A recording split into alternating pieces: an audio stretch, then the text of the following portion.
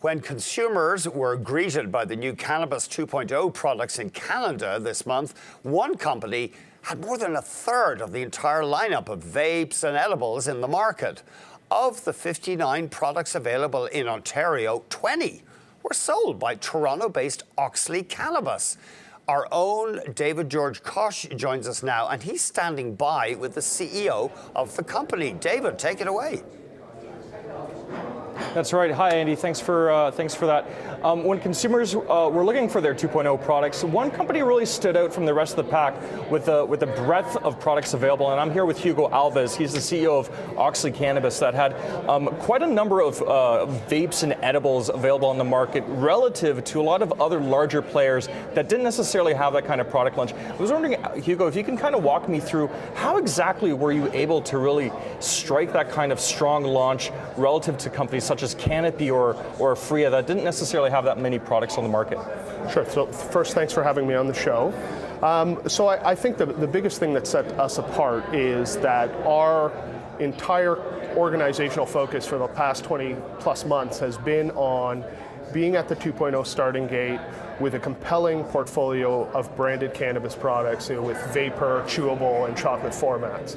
So the reason I think why we were able to execute against that promise is organizational focus, and then really the rigor that we took in terms of understanding consumer usages and attitudes, segmenting the market, picking our core segments that we wanted to go after, and then really developing a product portfolio that spoke to those consumer segments. And then, of course, I'd be remiss if I am very proud of this, just the tremendous organizational effort from Auxly headquarters to our fantastic folks at DoseCan, KGK, all our subsidiaries to really latch onto that goal of being a global leader in branded cannabis products and working tirelessly to achieve what we told the market that we would be able to deliver.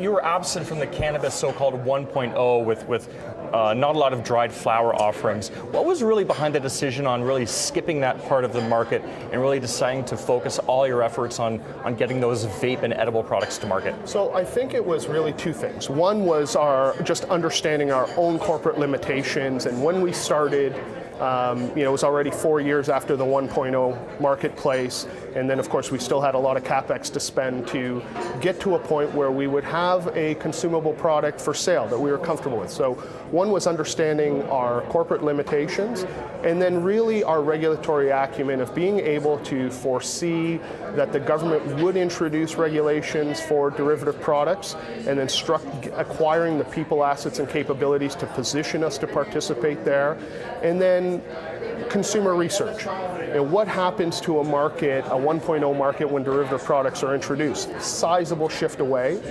right? Which type of products have the highest growth? So focus on those.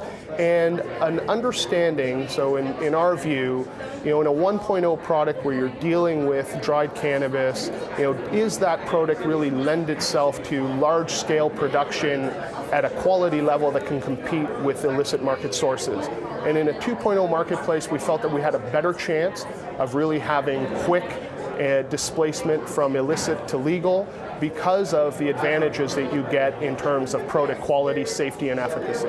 Now, we talked a little about this off camera earlier, but in terms of the regulations regarding 2.0 products, they're still relatively restrictive that we're seeing in terms of marketing as well as the dosage. Is there anything that you think that you would like to see improve when the government looks to reevaluate the regulations when it comes to 2.0 products? Sure. So, as I've told you before, our company, we're regulatory experts at heart.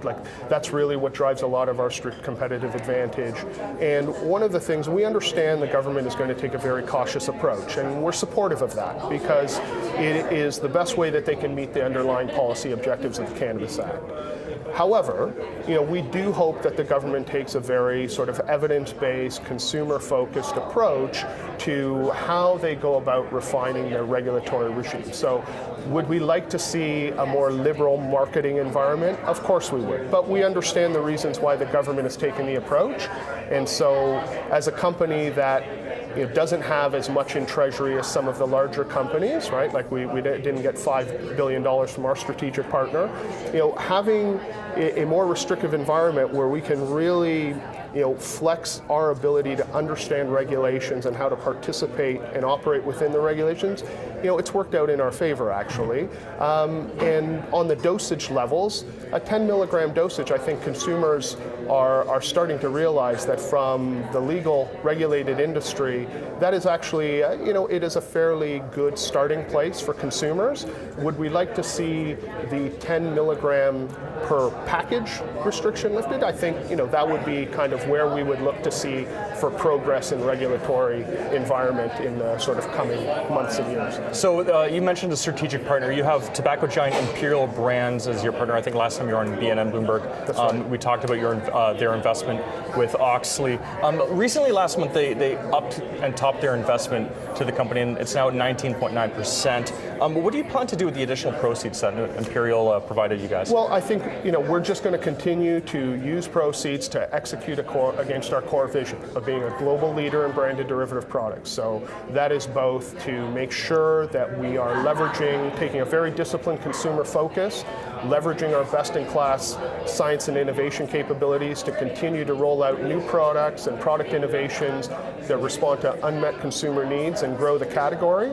And then also, of course, you want to be global, you have to look at other markets. So there's where we really get to flex the strength of that strategic partnership as we leverage Imperial's global regulatory, manufacturing, consumer insights, sales and distribution networks to get our branded products into new geographies in a capital efficient and effective way. Well, let's talk about those geographies. I know you have some operations in South America, but with Imperial, do you see any sort of entry into the US market in the coming year?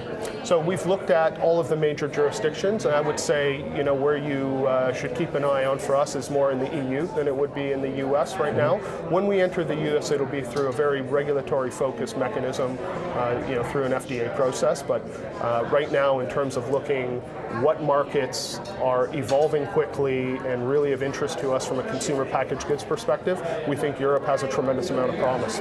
You currently have, I believe, one retail store in operation in Saskatchewan, as well as a 15% stake in Inner Spirit. They're one of the larger cannabis retailers here in Canada.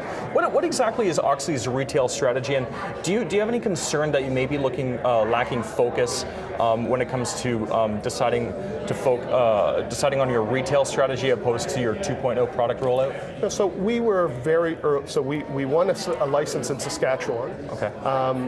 We will apply for some type of retail presence in Ontario, but it is focused really on a brand beacon store. So this is where we can bring consumers into our environment, our branded environment, really immerse them in the brand stories, educate them on our brands and products. So we're not looking to compete in retail and be a retailer. We were very early money into Inner Spirit. They've been a great partner, and that is all about understanding in-store experience, in-store branding, trade marketing.